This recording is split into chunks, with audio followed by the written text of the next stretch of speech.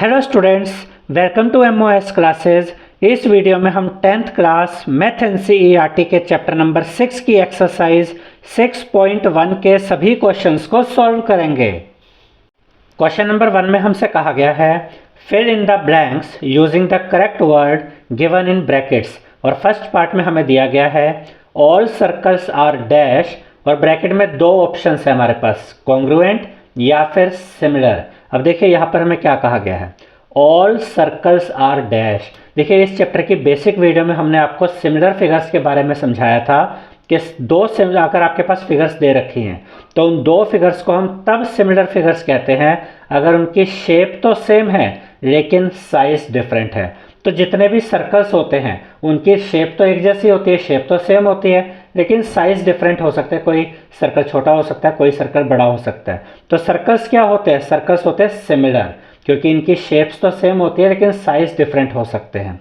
तो all circles are, तो यहाँ डैश में आप लिखेंगे सिमिलर, क्योंकि सभी सर्कल्स सिमिलर कहलाते हैं। इसके बाद सेकंड पार्ट में हमें दिया गया है ऑल स्क्वायर्स आर डैश, और यहाँ पर भी हमारे पास दो ऑप्शंस है, सिमिलर या कॉन्ग्रुएंट। तो इस चैप्टर की बेसिक वीडियो में हमने आपको ये भी समझाया था कि जितने भी स्क्वायर्स होते हैं वो सब भी सिमिलर होते हैं सर्कल्स की तरह ही, क्योंकि जितने भी स्क्वायर्स हैं वो होते तो स्क्वायर्स ही हैं। कोई छोटा स्क्वायर हो सकता है, कोई बड़ा स्क्वायर हो सकता है, तो जितने भी स्क्वायर्स होते हैं वो भी सिमिलर होते हैं। तो इसके आंसर में भी आप लिखेंगे सिमिलर। थर्ड पार्ट में हमें दिया गया है all dash triangles are similar, और दो ऑप्शन है, आइसोसेलेस या इक्विलैटरल ट्रायंगल। तो कौन से ट्रायंगल्स होते हैं जो कि सिमिलर होते हैं? तो हम जानते हैं स्टूडेंट्स कि इक्विलैटरल ट्रायंगल्स जो होते हैं वो सिमिलर होते हैं। तो यहाँ इसके आंसर में हम लिखेंगे इक्विलैटरल। तो जितने भी इक्विलैटरल ट्रायंगल्स होते हैं वो सिमिलर कहलाते हैं। फोर्थ पार्ट में हमें दिया गया है two polygons of the same number of sides are similar if A part their corresponding angles are dash and B part their corresponding sides are dash. और यहाँ पर हमें दो ऑप्शंस दिए गए हैं, इक्वल एंड प्रोपोर्शनल। तो इस चैप्टर की बेसिक वीडियो में हमने आपको ये समझाया था स्टूडेंट्स कि अगर आपके पास दो पॉलीगॉन्स हैं और अगर वो सिमिलर हैं तो उनमें दो चीज़ें आपको नजर आएगी। एक तो उनके कॉरस्पॉन्डिंग एंगल्स इक्वल होंगे, तो यहाँ पर आंसर में आप लिखेंगे ये इक्वल, ठीक है। और उनकी जो कॉरस्पॉन्डिंग साइड्स होगी वो प्रोपोर्शनल होंगी, यानी कि कॉरस्पॉन्डिंग साइड्स की जो रेशो होंगी वो आपस में इक्वल होंगी। तो यहाँ पर इस वाले ब्लैंक में आप क्या लिखेंगे? प्रोपोर्शनल, ठीक है। तो यहाँ पर हमने क्या समझा कि अगर टू पॉलीगॉन्स हैं जिनमें सेम नंबर ऑफ साइड्स हैं, अगर वो सिमिलर होते हैं तो उनमें कॉरस्पॉन्डिंग एंगल्स इक्वल होते हैं और उनकी कॉरस्पॉन्डिंग साइड्स प्रोपोर्शनल होती हैं। क्वेश्चन नंबर 2 में हमसे कहा गया है give two different examples of pair of. First part में हमें बताने हैं सिमिलर फिगर्स के एग्जांपल्स और सेकंड पार्ट में हमें बताने हैं नॉन सिमिलर फिगर्स के एग्जांपल्स। तो फर्स्ट पार्ट पहले लेते हैं। सिमिलर फिगर्स में क्या क्या आ जाएगा? एनी टू सर्कल्स, कोई भी दो सर्कल ले लीजिए, ये सिमिलर फिगर्स होती हैं। क्यों? क्योंकि इनकी शेप सेम होती है लेकिन साइज डिफरेंट होते हैं। इसके अलावा एनी टू स्क्वायर्स ले लीजिए, जितने भी स्क्वायर्स होते हैं वो भी सिमिलर फिगर्स में आते हैं। तो सिमिलर फिगर्स के तो एग्जांपल्स हो गए।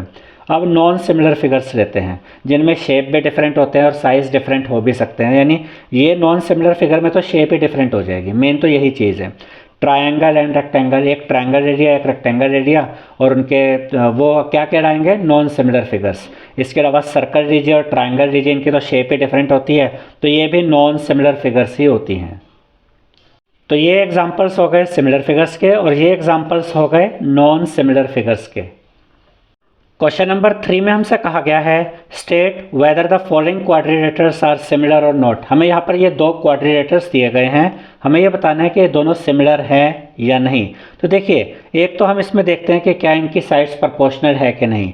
तो अगर आप this side upon this side करेंगे तो 1.5 अपॉन में 3 आएगा। ऐसे ही दिस साइड, इसके कॉरस्पॉन्डिंग ये देते हैं दिस साइड 1.5 अपॉन में 3, यानी कि सेम है।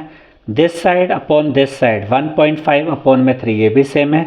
This side upon this side 1.5 upon में 3, ये भी सेम है। यानी कि दो ऐसे क्वाड्रिलेटर्स हैं जिनकी कॉरस्पॉन्डिंग साइड्स की जो रेशो है वो तो सेम आ रही है, लेकिन क्या इनके एंगल्स सेम है? देखिए यहाँ पर चारों एंगल्स 90 डिग्री है, यहाँ पे कोई भी एंगल 90 डिग्री का नहीं है।